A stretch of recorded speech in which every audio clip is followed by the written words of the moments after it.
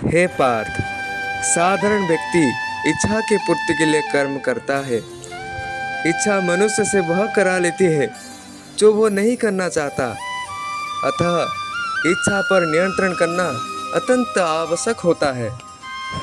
हे पार्थ, साधारण व्यक्ति जब अपने इंद्रिय के द्वारा इस संसार में नाना प्रकार के विषयों को जान पाता है, उसका मन व्याकुल होता है कि उन सारे विषयों से सुख प्राप्त करने के लिए। हे पार्थ, इसका सबसे बड़ा कारण यह है कि उसको लगता है इन सारे नए विषयों में कई नई सुख छुपा रहा है, इसीलिए वो उन सारे विषयों से आकर्षित हो जाता है।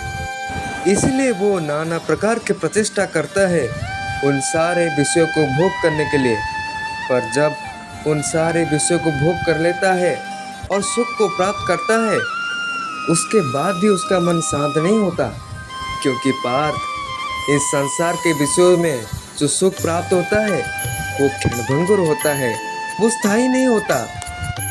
इसीलिए पार्थ, वो व्यक्ति लगा रहता है उन सारे विषयों को भोग करने में और अपने कर्तव्य के मार्ग पर भटक जाता है और इस मोह जाल में फंस जाता है।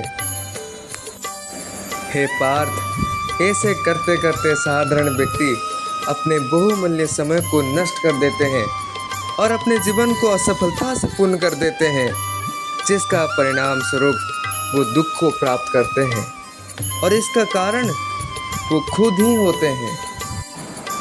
हे पार्थ, दुख का सबसे बड़ा कारण होता है बंधन, और बंधन तब होता है जब व्यक्ति कर्मफल करता है स्वार्थ भाव से, उसका लगाव रहता है कर्मफल से, और जब कर्मफल इच्छा स्वरूप से नहीं होता, वो दुख को प्राप्त करता है।